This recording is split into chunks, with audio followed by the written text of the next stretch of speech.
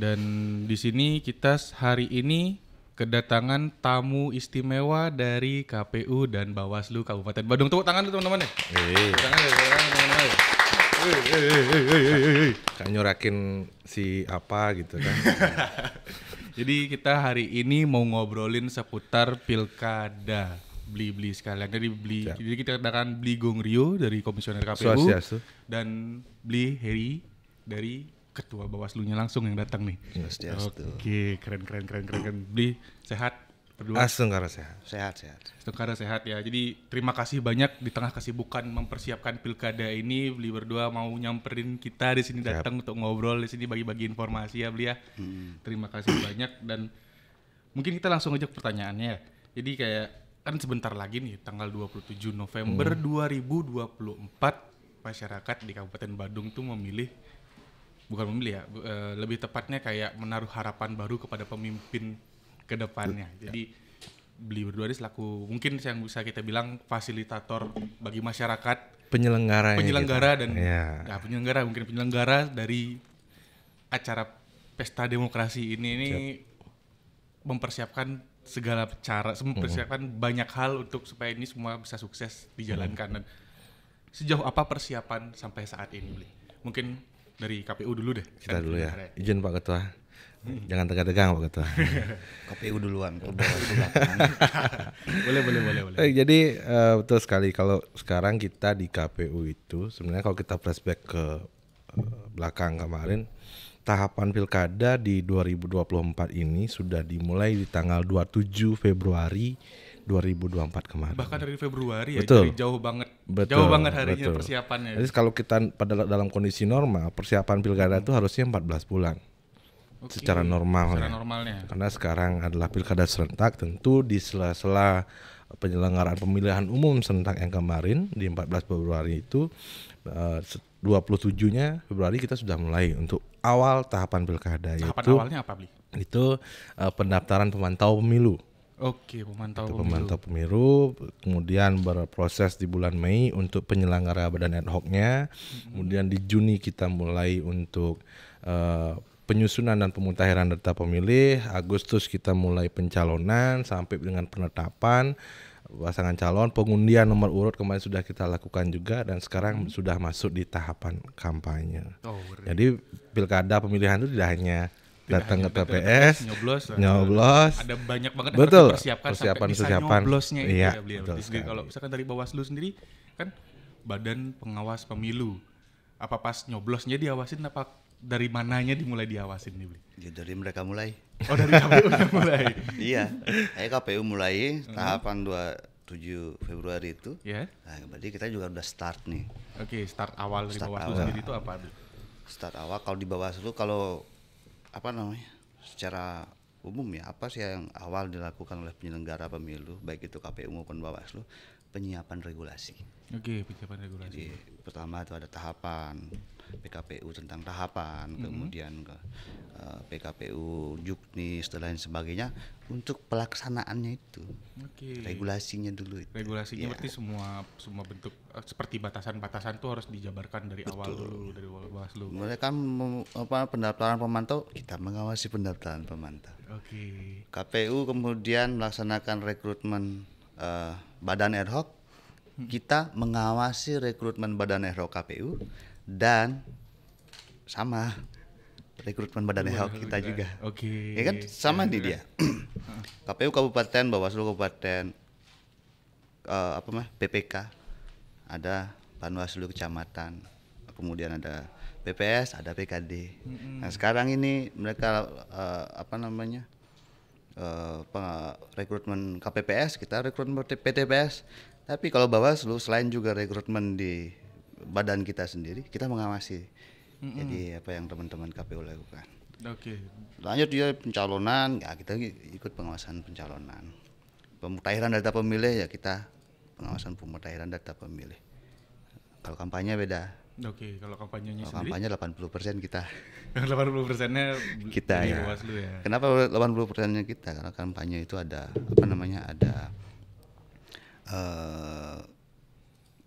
pengawasan terhadap KPU-nya sendiri, Oke. pasangan calon, tim kampanye, masyarakat, ASN, semuanya. Oh semua. Berarti termasuk pemilih. Termasuk pemilih. termasuk pemilih. Jadi Karena ada hampir sebagian regulasinya itu yang kemudian larangannya itu ada di pemilih juga semua. oke. Jadi semua kita awasi. Oke. Itulah kira-kira. Berarti kalau misalkan emang sampai ngawasin masyarakatnya sendiri dari timnya Bawaslu-nya sendiri itu mengcover maksudnya mengcover kan masyarakat kan banyak banget nih. Maksudnya yang perlu diawasin kan banyak sekali. nih. Kita sempat ngitung ya. Dari tim kita gimana? Kita hitung-hitungan. Satu orang ngawasin berapa? Oke, ada hitung-hitungannya. Kalau kita di KPU, kalau KPU kan istilahnya KPU melayani. Oke. Ya kita punya tagline yang KPU melayani ya gitu ya.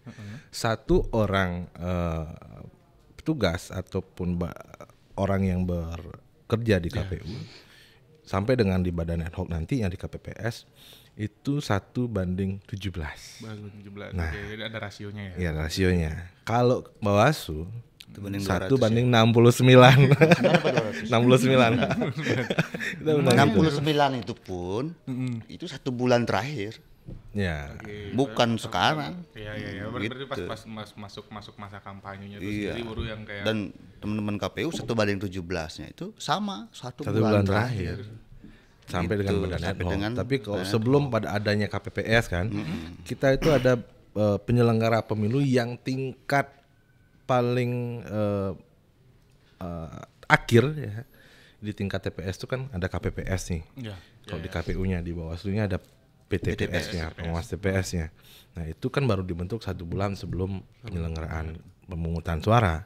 Nah di situ baru kita bisa hitung rasio itu. Tapi kalau dalam tahapan ini masih kita sampai di tahap di penyelenggara ad hoc di tingkat desa, itu makin gede lagi rasio ininya. Maka kalau kita di KPU mungkin juga sama di Bawaslu, tentu dalam proses demokrasi itu tidak hanya menjadi kewajiban dari penyelenggara pemilu. Betul. Kalau penyelenggara pemilu kan ada 3 ya. Ada DKPP. Nah, kita dari depan deh dulu. Ada Komisi Pemilihan Umum yang bagaimana menyelenggarakan teknis dari penyelenggaraan pesta demokrasi itu sendiri.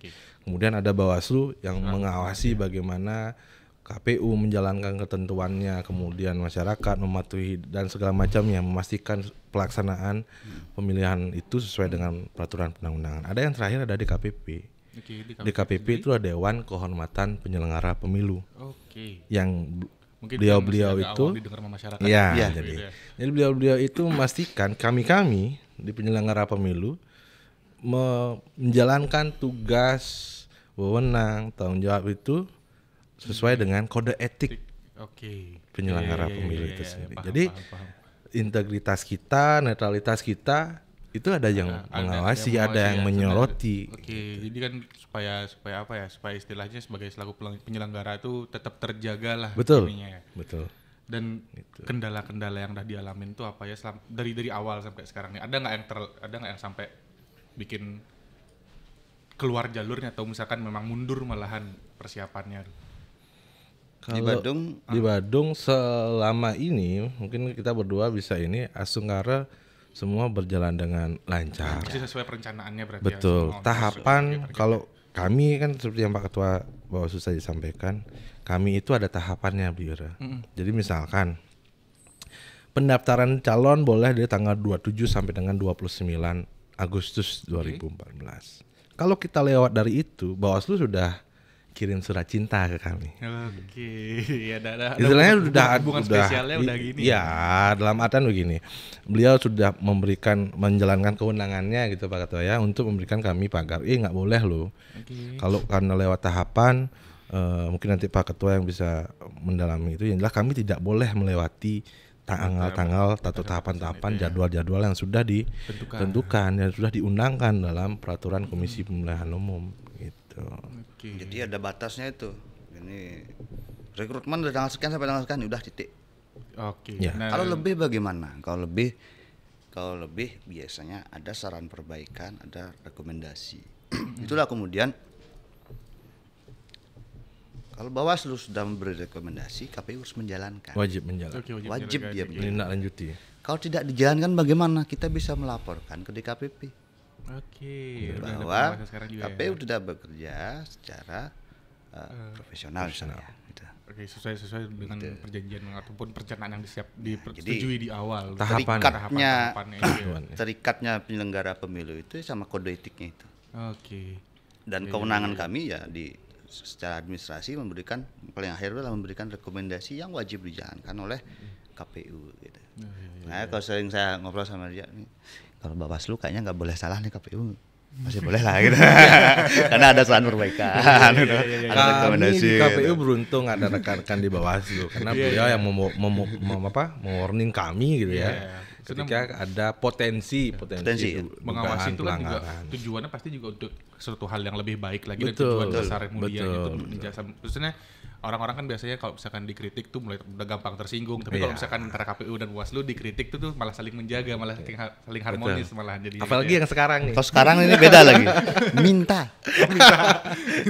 Gini beliau karena apa? Saya sama Pak Ketua ini backgroundnya sama. Kita sama-sama di tingkat kecamatan di Panwascam 2020. Pak Ketua di Panwaslu Kecamatan Petang dan saya di Panwaslu Kecamatan Mungi. Kalau dulu di Panwaslu Kecamatan itu ada divisi. Sama-sama divisinya PHL pengawasan dan hubungan antar lembaga. Jadi kita udah tahu nih apanya KPU kerjanya di mana, nanti objek pengawasannya apa. Jadi kita komunikasinya enak gitu. Oke, berdasarkan pengalaman tuh chemistry-nya langsung dapat malah sekarang jadinya gitu. Otomatis gitu loh. Dan enggak tahu ini kayaknya ini mau salah dia. Dan enggak tidak Tom and Jerry gitu kan. Kucing-kucingan kan. Saling terbuka terbuka aja bareng-bareng gitu. Dan mungkin kayak misalkan saya lanjut tadi kan ada dimulai dari tanggal 27 Februari. Nah, itu tuh tahapan rangkaian acara yang akan dilaksanakan oleh KPU sampai pencoblosan itu apa ya, Bli?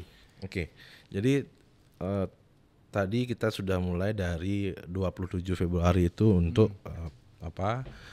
pendaftaran pemantau pemilu. Pemantau pemilu itu ya adalah sebuah lembaga ataupun organisasi yang terdaftar di Kemenkumham yang dalam rangka membantu kami dari unsur masyarakat ini, keterlibatan masyarakat untuk dapat berpartisipasi aktif dalam proses demokrasi itu sendiri. Setelah pembentukan pemantau pemilu atau pendaftarannya, kemudian lanjut terkait dengan penyiapan badan ad hoc, pembentukan badan ad hoc. Pertama kita membentuk badan ad hoc yang namanya PPK, Panitia Pemilihan Kecamatan. Itu ada 5 orang di setiap kecamatan. Jadi kita di Badung kan ada 6 nih, 6 kecamatan. Jadi ada 30 orang yang badan ad hoc kami yang di tingkat kecamatan.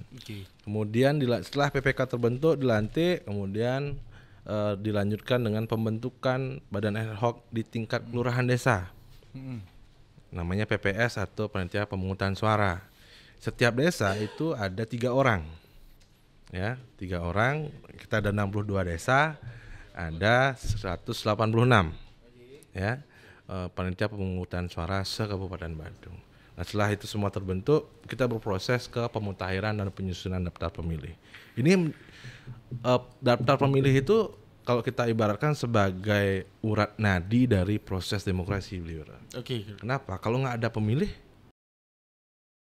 legitimasi dari proses demokrasi itu tentu akan kembali ke zaman-zaman sebelumnya. Itu kenapa sekarang harus ada proses penyusunan dan pemutahiran daftar pemilih. Itu fungsinya nanti kita menentukan siapa-siapa nanti yang boleh memilih di 27 November mendatang. Itu rencananya kapan pemutahirannya? Sudah berjalan di bulan Juni kemarin. Sudah diterapkan. Berarti itu kan yang bakal berpengaruh sama teman-teman yang mau ngecek DPT-nya nanti itu pas saat itu. Betul. Selesai dimutahirkan baru keluar kayak gitu kan. Dan kita itu sudah menetapkan daftar pemilih tetap untuk Pilkada Badung tahun 2024 ini. Sebagai informasi bahwa ada 412.434 pemilih yang nanti akan yang boleh menggunakan hak suaranya di TPS gitu kan. Nah, gimana kita bisa tahu kita sudah terdaftar dalam DPT itu belum? Pertama bisa melakukan pengecekan di PPS kita, di kantor desa, kelurahan atau di PPK kita. Dan yang termudah adalah melalui Cek DPT online. Kita punya platform yang namanya Cek DPT online dari KPU RI. Itu teman-teman di sana tinggal buka aja lah search engine-nya, kemudian cek DPT online untuk keywordnya, kemudian di sana akan memasukkan nomor NIK-nya. NIK 16 digit, kemudian ada verifikasi OTP-nya, masuk ke WhatsApp, masuk, kemudian akan muncul informasi di mana kita terdaftar sebagai pemilih, termasuk juga lokasi. TPS berapa, lokasi TPS-nya, kemudian juga ada map-nya. Tinggal diklik aja, langsung dianterin sama HP kan. Iya. Jadi nggak perlu kenalan orang-orang lagi. Betul. Tinggal masing-masing orang sekarang udah punya smartphone juga. Dunia kan sudah dalam genggaman. Jadi apapun harusnya lebih mudah gitu. Makanya itu KPU hadir dengan platform tersebut. Gitu. Kita juga punya chatbot. Ada chatbot juga di KPU RI. Itu di saluran di WhatsApp juga bisa dicari, itu di KPU RI untuk nama salurannya. Gitu. Jadi udah kalau misalkan kayak sampai tahap di sebelum pencoblosan itu kan ada kampanye, ada debat, ada apa sih yang bisa ditunggu-tunggu itu. Nah, itu rencananya kapan? Nah, itu tadi kita masih sampai di DPT kan, daftar pemilih tetap. Setelah itu Agustus kita masuk ke proses pencalonan. Agustus ya kan, 27 sampai 29 Agustus. Terus kemudian masuk ke sampai penelitian administrasi sampai dengan penetapan calon. Siapa nih yang nanti akan menjadi calonnya dalam pemilihan nanti yang termuat dalam surat suara kan gitu ya. Sampai dengan sudah kita lakukan juga penetapan nomor urut. Nah, di Badung kita sudah ada dua pasangan calon. Itu sebagaimana juga proses-proses sebelumnya dan penetapan nomor urut itu ada dua pasangan calon yang telah lolos penelitian administrasi sudah ditetapkan. Yang pertama itu ada di pasangan calon nomor urut 1 itu Bapak Wayan Suyase dan Bapak Putu Alit Yaninate. Kemudian untuk pasangan calon nomor urut 2 ada Bapak Wayan Adi Arnawo dan Bapak Bagus Ali Sucipto. Nah, itu dua pasangan calon yang sudah kita tetapkan dan berdasarkan nomor urut juga melalui proses pengundian nomor urut. Setelah itu 3 hari setelah penetapan pasangan calon nomor urut, itu sudah masuk ke proses kampanye. Nah, kampanye ini banyak sekali metodenya. Nah, kalau misalkan keterlibatan KPU sendiri dalam kampanye-kampanye yang dilakukan oleh masing-masing paslon ini kayak gimana? Nah, kalau kita di KPU ada hal-hal yang menjadi kewajiban kami untuk memfasilitasi. Kita breakdown dulu nih metode kampanye seperti apa aja. Yang pertama ada rapat terbuka. Rapat terbuka itu dilakukan dengan audiens yang banyak, tapi ada batasannya. Rapat terbuka untuk pasangan calon bupati dan wakil bupati untuk di kabupaten kota itu paling banyak menghadirkan bisa maksimal 1.000 orang dalam satu proses metode kampanye rapat terbuka. Yang kedua ada rapat terbatas. Nah, itu juga diatur sebagai sebuah metode kampanye. Kemudian ada metode pemasangan alat peraga. Alat peraga itu berupa reklame, baliho, gitu. Kemudian yang metode-metode konvensional itu masih tetap dipergunakan. Ada spanduk dan ada umbul-umbul. Nah, metode ini yang kami fasilitasi. Yang difasilitasi oleh KPU itu yang berarti berapa jumlah yang kita fasilitasi?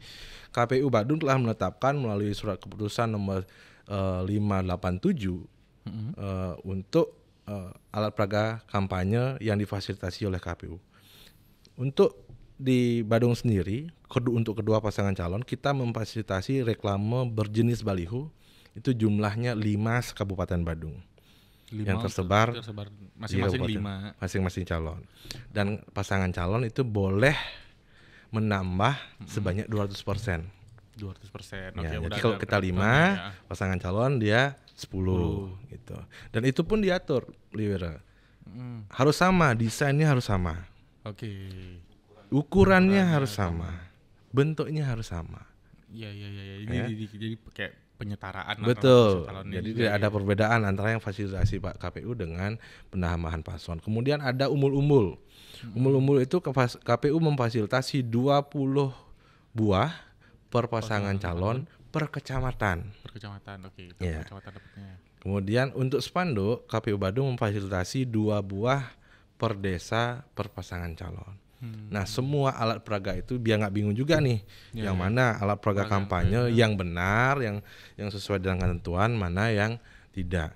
Kalau dalam hal alat peraga kampanye yang difasilitasi KPU dan penambahan paslon, kita berikan penanda. Di belakang baliho atau spanduk itu kita berikan cap. Ada cap yang bertuliskan fasilitasi KPU dan ada cap yang bertuliskan penambahan paslon. Plus dibubuhi tanda tangan ketua kami. Ketua KPU Badung di sana. Itu yang resminya. Betul. Tapi kan kita tahu lah, misalkan untuk sekarang nih, misalkan saya mau beralih ke Bawaslu. Jadi kan kayak apa ya, selama proses kampanye ini kan kalau misalkan memang ada alat peraga yang sudah difasilitasi oleh KPU kan, tapi kan kenyataannya ada variatif nih.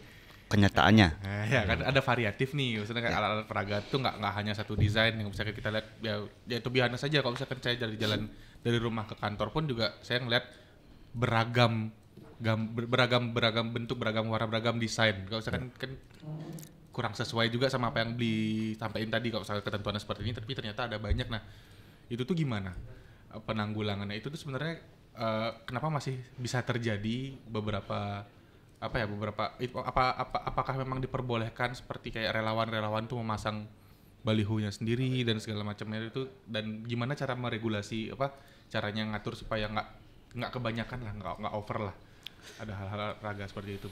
Jadi begini, kampanye itu kita full mengawasi seperti saya sampaikan tadi, tidak hanya kemudian KPU tapi peserta. Pertama kita memastikan KPU memfasilitasi APK yang sudah mereka tentukan sendiri, jumlahnya, jenisnya dan sebagainya, termasuk penambahannya. Itu juga selain jumlah, jenis, titiknya, pemasangannya ditentukan. Ya. Jadi udah sebar nih di seluruh kabupaten, desa dan sebagainya. Sampai titiknya udah ditentukan. Kemudian baru kita ke bagaimana dengan baliho yang lain, alat peraga yang lain. Nah, kami dari Bawaslu sudah memberikan imbauan kepada KPU dan peserta untuk menurunkan alat peraga secara mandiri di luar daripada yang sudah ditetapkan oleh KPU. Oke, berarti himbauan kepada masing-masing paslon dan itu sudah selalu diingatkan. Nah, imbauan. Nah, gini, saya selalu kalau ngobrol sama rekan-rekan, sama teman-teman, selalu saya bilang bahwa kita di Badung sangat bersyukur bahwa baik itu partai politik, peserta pemilu, itu salah satu yang sangat saya syukuri adalah mereka adalah taat terhadap aturan.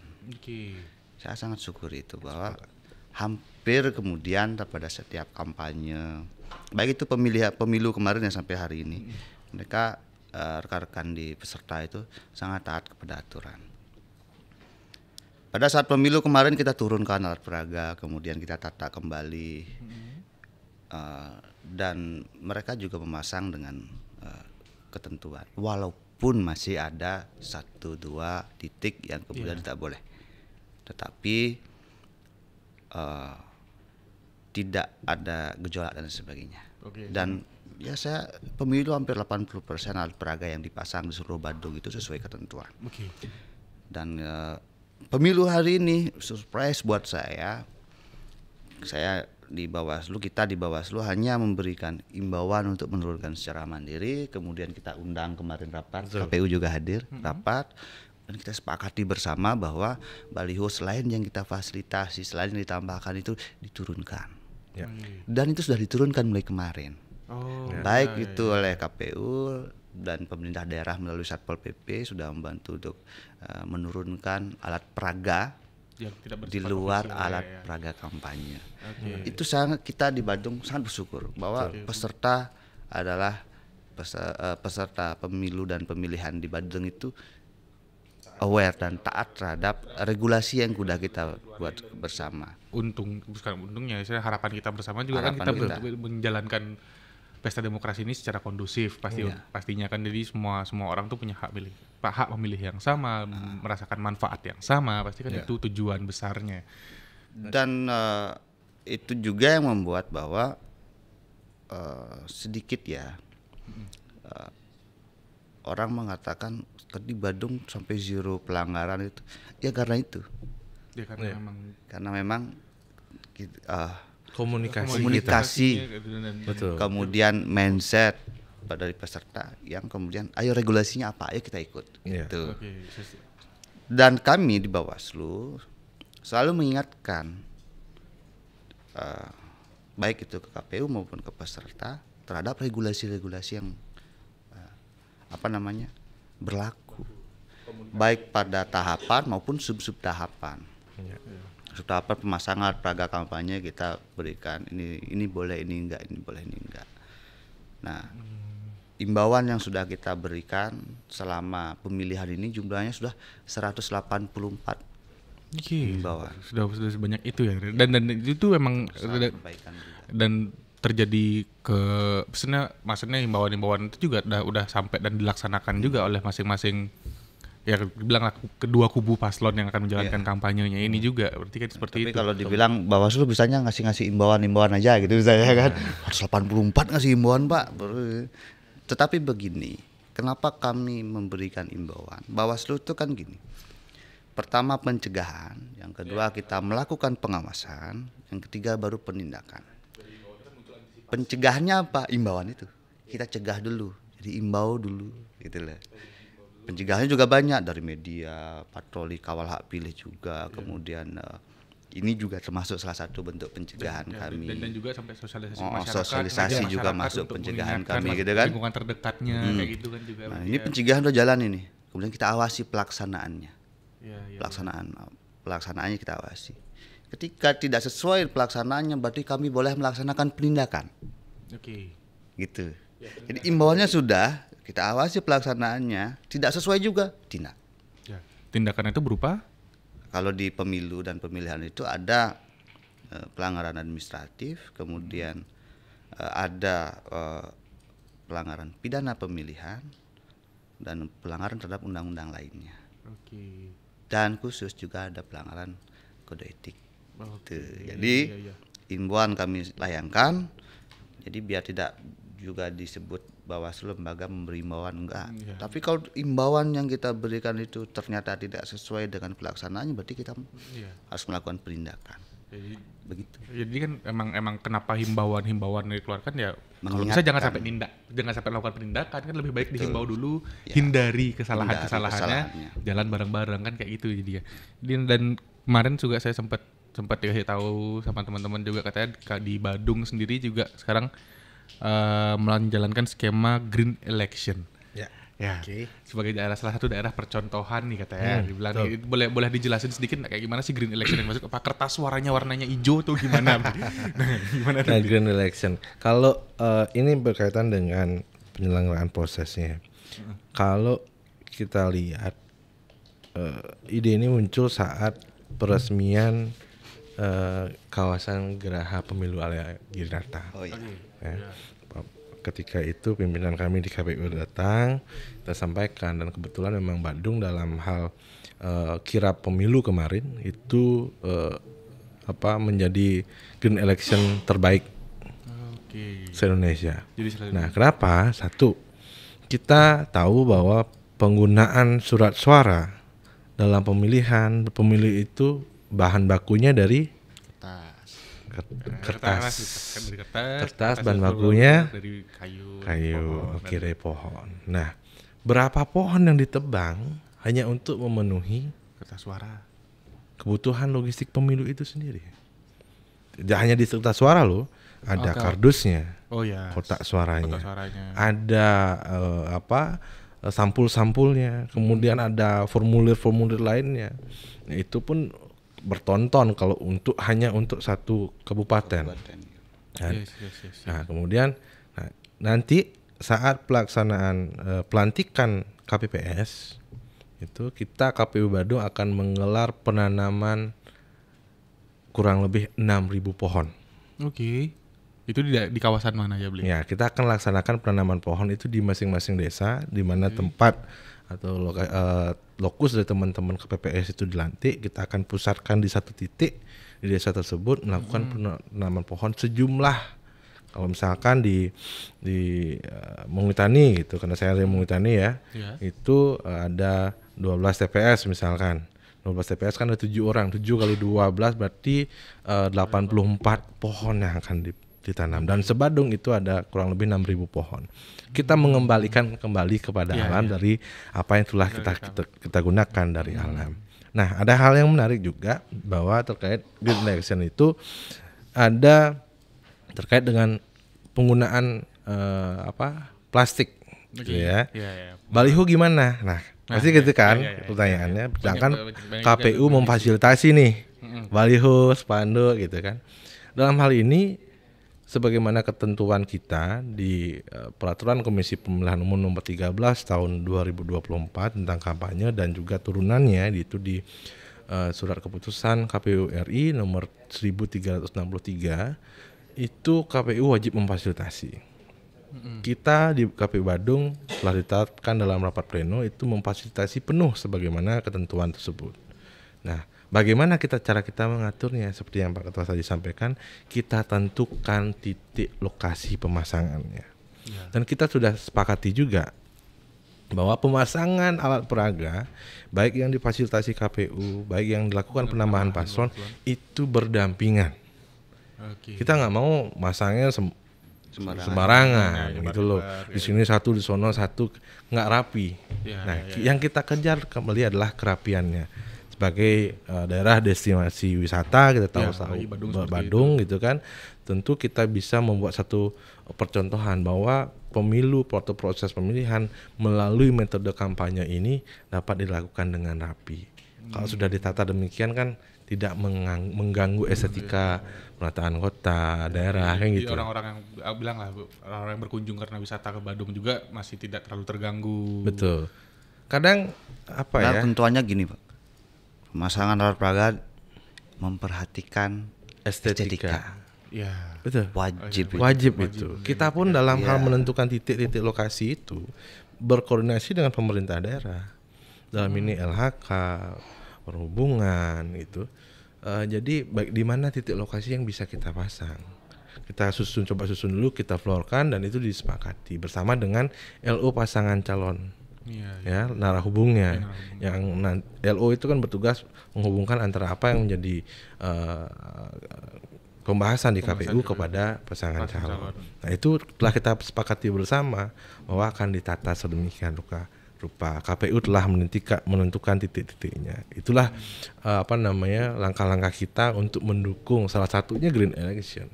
Bahkan kalau kita Bli Wira sendirilah. Coba kalau dalam hal kampanye tidak ada alat peraga, kampanye berasa nggak? Nggak akan berasa lah. Akan berasa. Kita nggak bakal kenal calonnya. Memang meski kita sepakat bahwa dengan baliho, dengan pose macam-macam gitu kan, itu tidak mampu menerjemahkan apa yang menjadi visi misi dan program secara utuh, ya kan, dari pasangan calon. Maka dari itu kita juga mendorong dari pasangan calon untuk melakukan metode kampanye. Nanti ada masanya dimulai tanggal 10 November nanti melalui media iklan. Buatlah konten-konten yang sekreatif mungkin dapat menarik, juga mendorong pemilih untuk datang ke TPS. Kami juga mengajak kok pasangan calon mendorong pemilih ke TPS tidak hanya tugas KPU loh, tidak hanya juga di penyelenggara pemilu baik itu Bawaslu, tapi juga menjadi kepentingan dari paslon itu sendiri. Maka KPU Badung saat ini punya mimpi yang sangat tinggi. Apa itu? Mimpi partisipasi masyarakat datang ke TPS. Ada targetnya kan? Ada. Kita nggak nyebut target tapi mimpi, Bli Wira. Mimpi. Nah, kalau target nanti kalau nggak kecapaian nanti sakit hati lagi kan. Tapi mimpi kita. Tapi kalau angkanya ada kan? Angkanya ada, bos. Ada. Itu 90%. 90% masyarakat di Kabupaten Badung datang.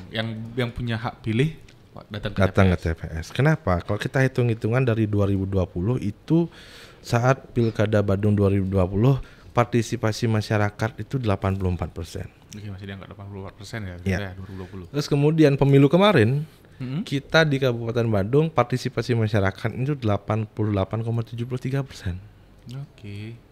Untuk mencapai 90% butuh 1,2 sekian persen. Ya.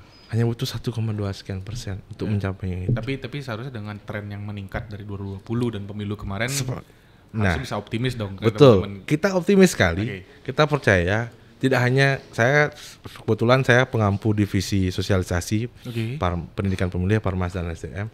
Optimis itu bisa tercapai. Karena apa? Kami di KPU sosialisasi, teman-teman di Bawaslu sosialisasi, paslon sosialisasi, dan juga peran penting pemerintah daerah juga hadir untuk sosialisasi untuk datang ke TPS. Itu hal yang luar biasa bagi saya, yang surprise juga gitu ya. Kita semua di Badung itu bergerak bagaimana untuk menyukseskan pilkada nanti. Iya, iya sih. Maksudnya itu juga harusnya jadi kewajiban, bukan kewajiban ya. Maksudnya jadi kesadaran teman-teman masyarakat, apapun elemennya, apapun lapisannya. Jadi kalau kami di penyelenggara kewajiban. Kalau kita kewajiban. Untuk KPU wajib sosialisasi. Wajib sosialisasi. Pada pemilihan Bawaslu juga wajib sosialisasi. Oke. Beda sama pemilu kita nggak wajib ya. Dan ternyata surprise-nya pemerintah daerah juga sosialisasi. Pemerintah daerah melalui Kesbang. Itu kita balapan bertiga ini. KPU, Bawaslu, kita balapan ini sampai apa namanya? Nggak hanya Kesbang aja, juga Kominfo bantu Kominfo juga. KPU terus deh. Bahkan akun PMK juga kita sering collab gitu kan.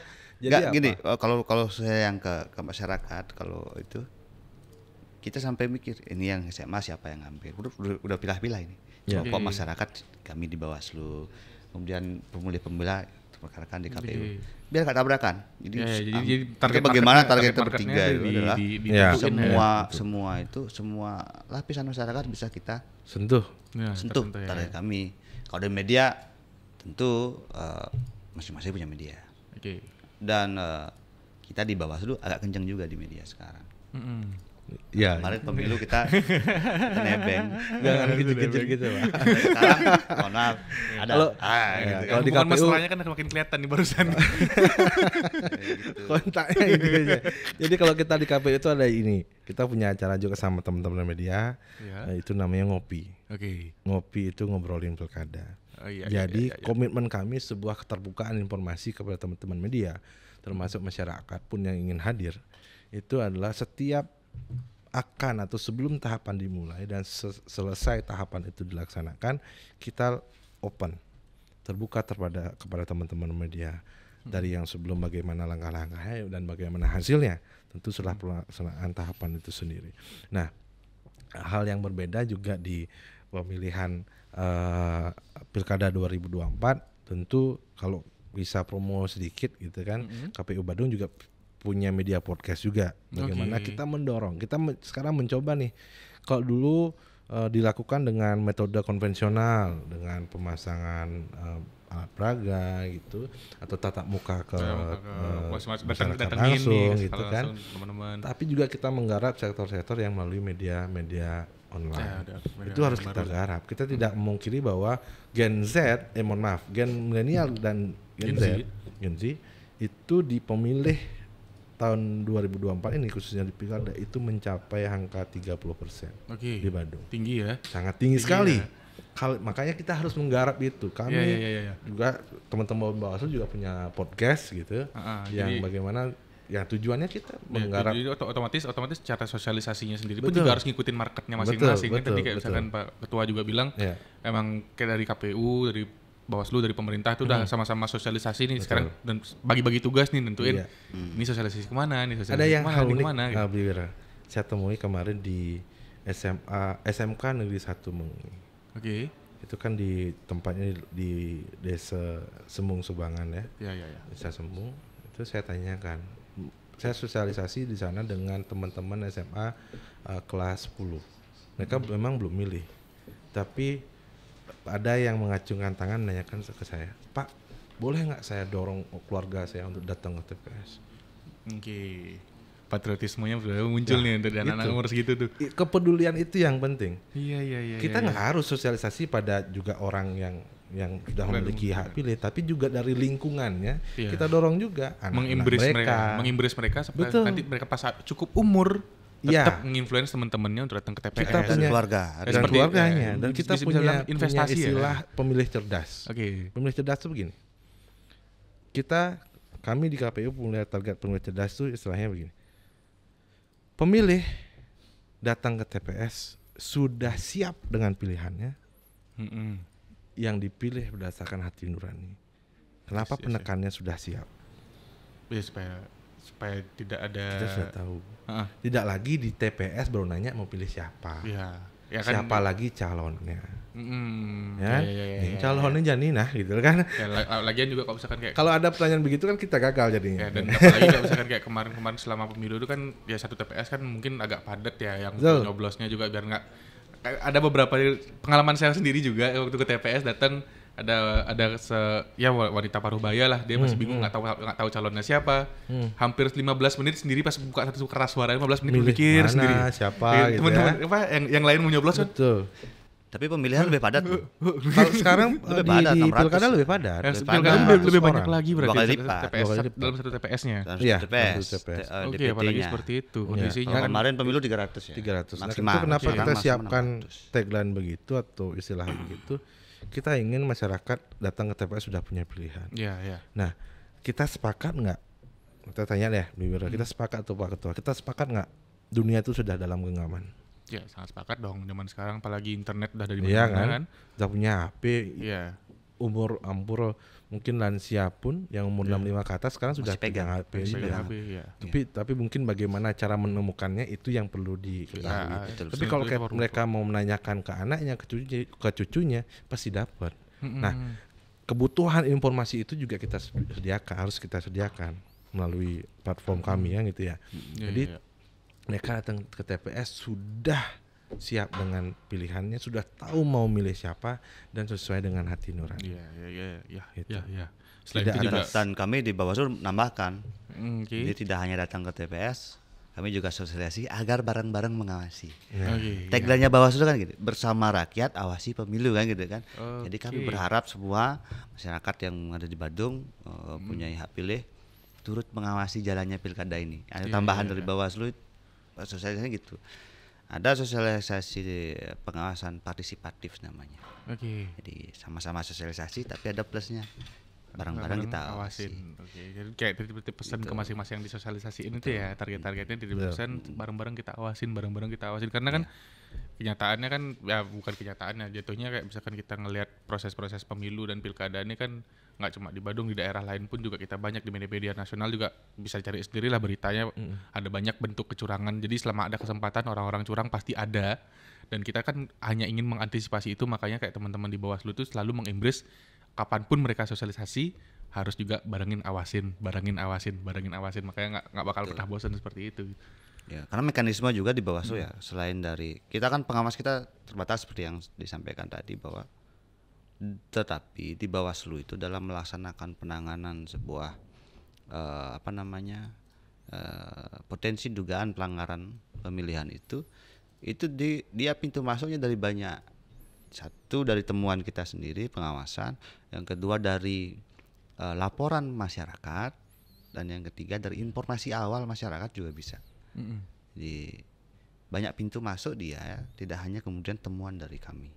Gitu. Jadi karena pintu masuknya banyak, yang pengawasannya juga harus banyak gitu kan. Nah makanya tagline Bawaslu itu selalu bersama rakyat kita awasi pemilu gitu. Jadi kalau semakin banyak kemudian yang melihat, kemudian semakin banyak yang mendengar apa yang terjadi di lingkungannya paling kecil itu, maka akan semakin baiklah pemilu kita. Iya. Saya beri contoh misalnya apa yang paling bisa mereka masyarakat itu terlibat dalam hal yang paling kecil adalah memastikan dirinya dan keluarga terdaftar dalam DPT. Oke. Untungnya kami dari mulai proses tahapan pemutahiran data pemilih sampai hari ini kita turun terus. Kemudian kemarin itu hampir di 3 titik kita, ini kayaknya ada masalah, kita telusuri terus gitu kan. belum kami temukan dengan jumlah yang signifikan, atau pada saat pasca penetapan DPT sampai hari ini belum kami temukan masyarakat yang tidak terdaftar dalam DPT. Jadi Terima kasih Pak Ketua. belum kita ketemu. Masih dicari-cari nih. Masih dicari. Berarti ya sementara sudah Nah, makanya itu semua KPU kerjanya dari baik ya. podcast ini kita harap kalau ada masyarakat yang belum Dia belum terdaftar, terdaftar. segera laporkan ke kita. Laporkannya ke Bawaslu boleh, Bawaslu. KPU boleh. Oke, kemana aja boleh berarti Oke, antara gini. beli dua di. Dan Tambahan lagi itu satu, beliau. lagi satu ini. Tetapi DPT itu kan dinamis. Oke. Ya, nanti kalau kemarin misalnya patroli terakhir kami ketemu 6 yang udah TPS itu. Yang harusnya udah keluar dari DPT, itu juga menjadi perhatian. Tetapi yang paling kita perhatikan adalah jangan sampai masyarakat Badung tidak bisa memilih atau kehilangan hak pilihnya. Itu. Jadi kalau nggak terdaftar segera laporkan. Nah, tambahan saya dikit gini. Kalau boleh saya nyebut Marsnya Bawaslu ada begini. Kalau saya ingat saya ya, kalau saya ingat, kalau salah saya mohon dikoreksi. Mengawal hak pilih di seluruh negeri. Oke. Pak Ketua tadi kekhawatirannya adalah kehilangan hak pilih. Kalau kita di KPU melihat tidak ada potensi kehilangan hak pilih. Kenapa gitu? Kenapa gitu? Kalau seandainya seorang tidak terdaftar dalam DPT, kita ada istilah daftar pemilih khusus dalam pemilu. Seseorang yang telah memiliki KTP elektronik memenuhi syarat sebagai pemilih, jika tidak terdaftar dalam DPT dia dapat juga melakukan memilih. Dapat memilih. Di mana? Di alamat TPS sesuai dengan domisili di KTP-nya. Oke. Di Ura dari mana? Dengan syarat. Kalau saya asli dari Aben Semal. Aben Semal. Desa Punggul. Punggul, oke. Tersebut aja Billy Wira nggak terdaftar dalam DPT. Billy Wira tinggal datang di salah satu TPS yang ada di Punggul.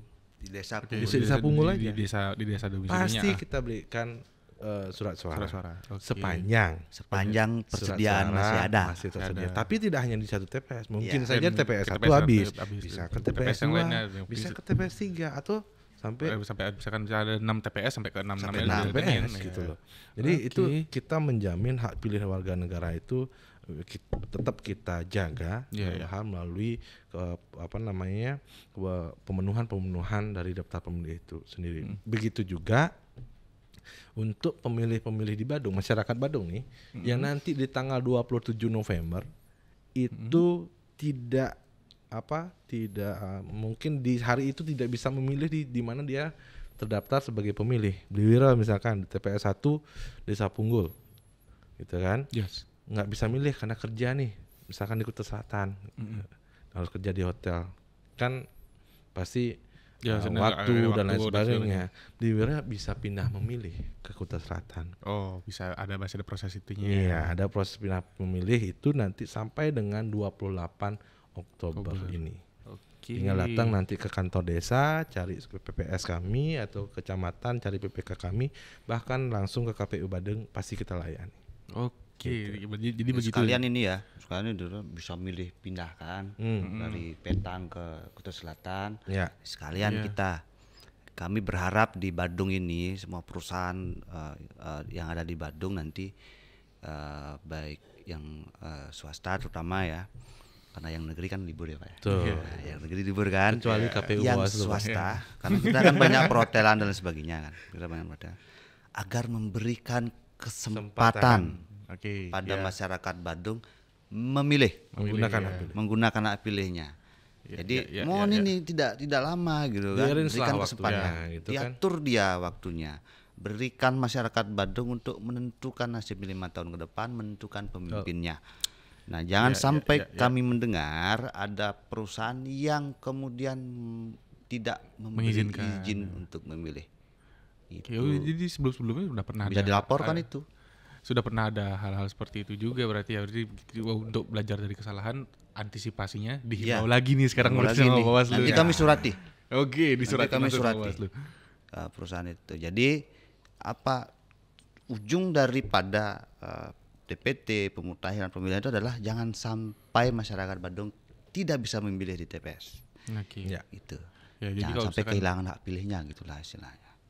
kalau dibilang seperti itu kan itu jadi hal yang jadi concern ya, harusnya jadi concern kita bersama juga dari masyarakat sampai jangan kehilangan hak pilihnya sendiri. Dan Betul. untuk mengantisipasi kan itu kan kalau misalkan masyarakatnya tidak dapat hak pilihnya, antisipasi dalam tidak mendapat hak pilih. Tapi kalau misalkan mengantisipasi dalam masyarakat yang memilih untuk golput, nah itu bagaimana tuh? Nah, kalau itu saya sering membahasakannya begini. Oke. Kita tahu bersama bahwa memilih dalam proses demokrasi itu masih hak Indonesia. Ya. Indonesia kita hak, Ya. hak dipilih, hak memilih itu Ya. termuat dalam Undang-Undang Dasar Negara Republik Indonesia 1945. Dalam hal golput, Yes. kalau istilah saya gini, kita memilih pasangan calon yang tersedia di surat suara, yang terbaik dari yang tersedia. Oke. Itu satu dulu. Terus yang kedua, ketika teman-teman tidak memilih, kalau kita di KPU nyebutnya teman pemilih, teman-teman tidak memilih, itu konsekuensinya seperti yang Pak Ketua sampaikan tadi, untuk 5 tahun loh, Badung Iya. ke depan. Ya. Besok harga beras naik, jangan protes ya. Oke. Harga gas naik, jangan protes ya. Keep Ya, silent aja, diam saja, jangan berbicara karena teman-teman tidak bersuara. Iya. Jadi ada Jadi untuk golput sendiri pun kan nggak ada sih kayak orang-orang yang Pasti ada menginterest untuk golput ya. konsekuensinya. Sebenarnya. Tapi kan seharusnya masyarakat itu juga harusnya lebih menyadar, lebih aware, lebih sadar kalau mereka golput dampak ke depannya apa. Iya, itulah kita mengajak bahwa siapapun yang tersedia di surat suara, as a human kita pasti punya kebaikan, pasti punya hal-hal yang mungkin pernah salah. Yes. Tetapi dalam hal ini menjadi seorang pemimpin di Badung itu juga tidak mudah dalam kompleksitas permasalahan yang ada di Badung. Iya. Tapi dengan kemauan dari para pasangan calon yang sudah ada, mungkin semuanya saya yakin kedua pasangan calon itu konsepnya ngayah untuk masyarakat Dan Badung. pasti harusnya punya- tujuannya adalah yang terbaik untuk masyarakat. Dan Badung. pasti sudah punya kapabilitas untuk itu. Betul sekali. Makanya dari itu kita pilihlah yang terbaik dari yang tersedia. Oke. Kita sudah punya tadi sepakat dunia ya. sudah dalam genggaman. Kita cari rekam jejak beliau seperti apa. Iya. Capaian misalkan prestasinya seperti apa. Sehingga kita yakin akan menaruh pilihan kepada siapa. Iya, berarti Kalau kita sudah antipati di awal, oh enggak lah saya nggak ikut proses, toh juga saya kerja nggak milih, besok juga saya tetap kerja. gaji nggak nambah, Gaji nggak gitu nambah aja dan tergantung perusahaan dan segala macam. Ya kita nggak menyadari bahwa implikasinya tidak hanya terhadap gaji. Iya, kebijakan-kebijakannya.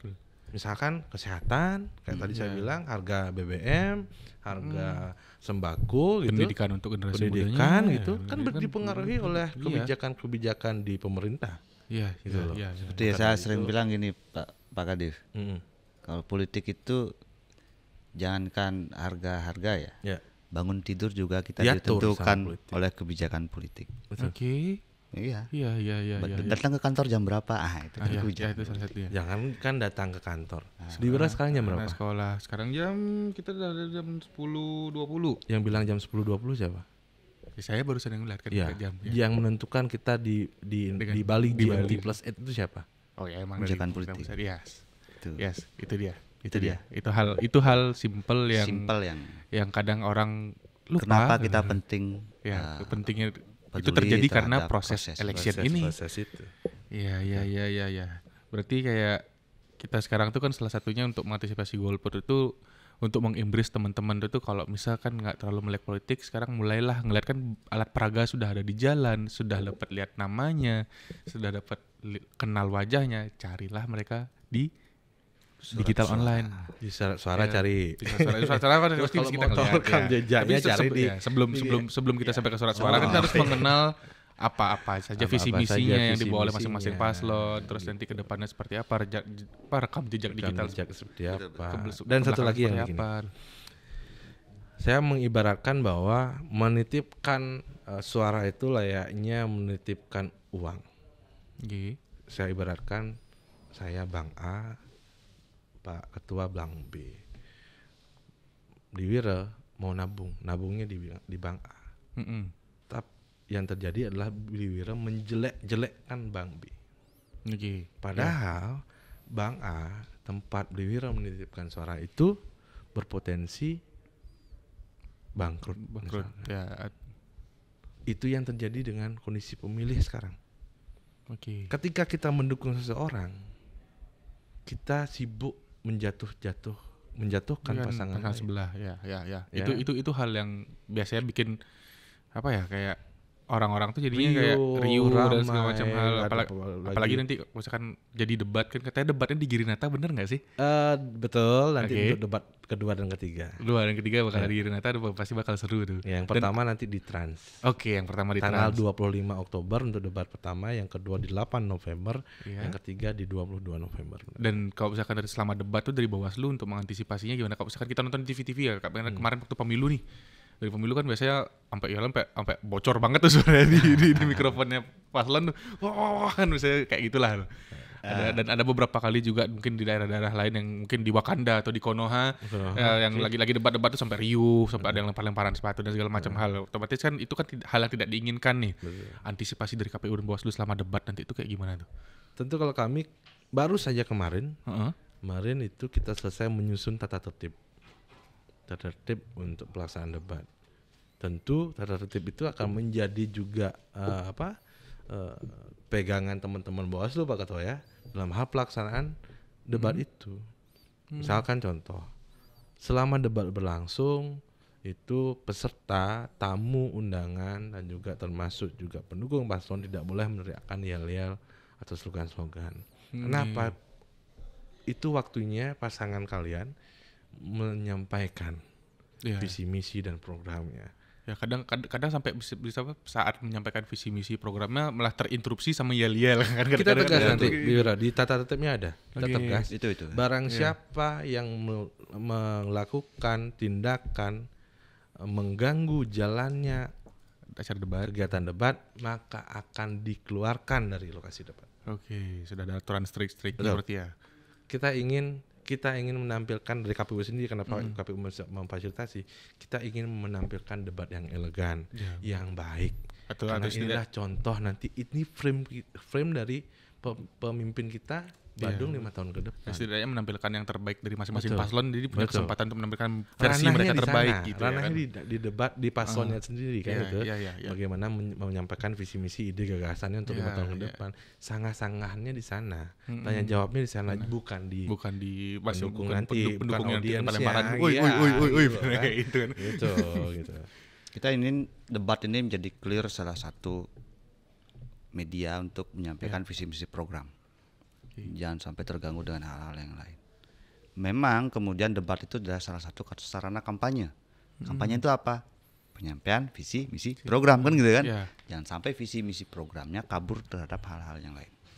Tadi kami sudah sampaikan bahwa peserta pemilu di Kabupaten Badung taat terhadap aturan, dan kami harap juga nanti pendukung yang hadir di debat itu taat sama tata tertib. Dan kami harap KPU ini adil. Kalau sudah melanggar, keluarkan.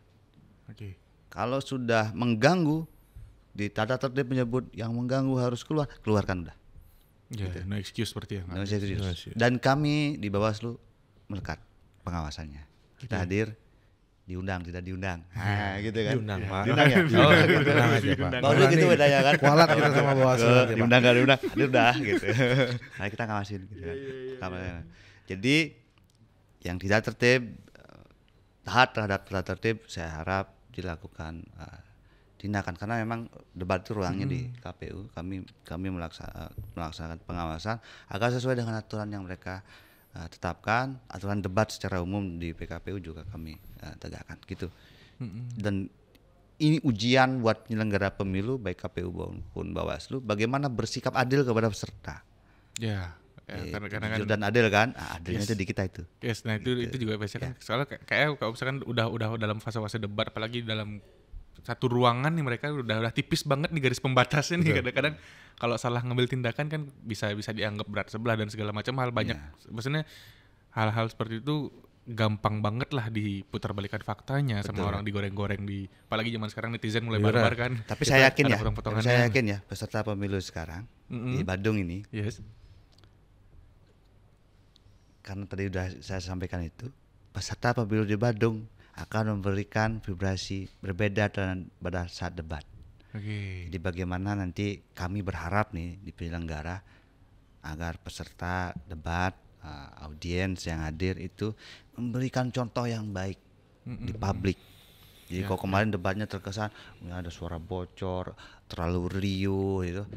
Ayo di Badung kita buktikan nih. Kita taat semua pada aturan tata tertib.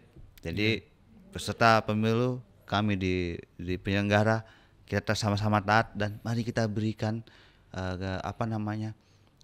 gambaran pemilihan yang baik, pelaksanaan debat yang tertib kepada masyarakat Badung dan bermartabat. Agar bermartabat. Iya. Gitu. Thank you. Wira, kita mungkin kemarin saat pendaftaran ya. Pendaftaran. Oke, ya. Ada video viral. Yang Kondisi kayak videonya banyak deh. yang viral banyak dari goreng netizen kayak banyak. Kondisi di mana saat pasangan calon satu bertemu, kedua pasangan calon bertemu Saling di pelukan. ruang transit KPU Badung. Ya. Di mana kedua pasangan calon bersalaman, Pelukan. berpelukan. Maka dilihat dari sana, kita harus lihat, masyarakat, teman-teman pemilih juga harus melihat bahwa beliau-beliau calon-calon kita, pasangan calon pemimpin kita sudah sangat baik sekali menampilkan hubungan yang harmonis dalam hal pelaksanaan pilkada ini. Walaupun sebenarnya mereka kan ya kalau bisa kita bilang lawan berkontestasi lah. Tapi dalam proses penjalanannya mereka fine-fine saja. Itulah yang harus kita contoh sebagai pendukung, sebagai pemilihnya. Gitu loh. Jadi kan kita ciptain aja pilkada Badung yang aman dan damai. Jangan kita, kalau saya mungkin saya pasti positive thinking. Saya nggak begitu khawatir dengan nanti begini, tidak begitu. Kalau kita menanamkan kekhawatiran terdahulu, kita pun terframing. Bahkan ada itu kekhawatiran. Dan ketika ada sesuatu yang melanggar itu, kita pasti terpantik emosi dan lain sebagainya. Bisa overreact juga.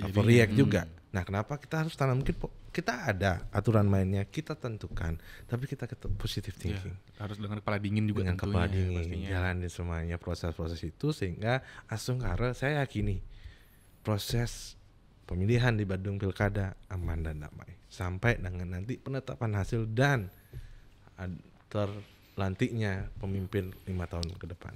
Kami juga yakin sih. Ya belum ada pelanggaran. Oke, dan kita juga semua pasti pengen yang terbaik, hasil yang apapun hasilnya itu pasti yang terbaik. Itulah yang terbaik karena warga Badung sendiri yang bakal milih. Dan mungkin ada pesan-pesan untuk masyarakat sebagai closing nih, Bli. Ada nggak? Kalau closing gini. Bawaslu dulu deh. Saya dulu dah. Satu, kami harap masyarakat kalau dari Bawaslu turut mengawasi jalannya pemilihan pilkada ini. Kami berharap juga nanti hadir di TPS. Semakin banyak, jadi target 90 itu kita harus penuhi secara bersama-sama, bergotong royong untuk mencapai hasil tersebut. Bahwa pemilu kemarin pada saat pemilu serentak di Badung itu zero pelanggaran, zero sengketa, dan berbanding lurus dengan tidak adanya sengketa di Mahkamah Konstitusi. Itu sebagai bentuk kepercayaan peserta dan masyarakat kepada kami di penyelenggara. Di pemilihan ini juga kita harap seperti itu. Kami lebih banyak akan memberikan imbauan kepada masyarakat, mengingatkan kepada masyarakat terhadap rule dan aturan yang kita jalankan, yang kita tetapkan untuk ditaati bersama. Agar apa? Agar kami bisa mengurangi atau kita sama-sama berkomitmen untuk tidak ada pelanggaran selama pilkada ini. Jika ada, tentu kita di Bawaslu tidak juga mendiamkan. Kami tentu hari ini juga ada penelusuran yang sudah kami putuskan kemarin. Tetapi kami berharap kita semua bisa menciptakan pemilu dan pilkada yang aman, damai, lancar. Seperti yang sudah kita capai pada pemilu kemarin. Pemilu sebelumnya ya. Semoga tetap dengan situasi kondusif. Kalau dari KPU, nah itu normatifnya. Penegak hukum pemilu. Kalau KPU, kalau dari KPU 27 November nggak datang ke TPS, nggak nyoblos, cuak. Jadi gitu katanya teman-teman. Jadi kalau bisa dari KPU dulu teman-teman, tanggal 27 November hari Rabu.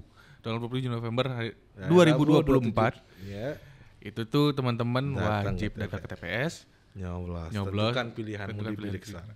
Oke, jadi teman-teman di Sobat Badung dimanapun kalian berada yang kalian nonton episode ini, jadi jangan lupa juga untuk datang ke TPS pada tanggal 27 November dan jangan lupa juga untuk follow IG kita, subscribe YouTube kita, dan jangan lupa mampir-mampir juga ke Instagramnya KPU Badung, Instagram Kompas Badung. Ada banyak-banyak sekali informasi-informasi yang kalian bakal dapetin seputar Pilkada 2024 ini. Jadi terima kasih udah nonton dan thank you semuanya.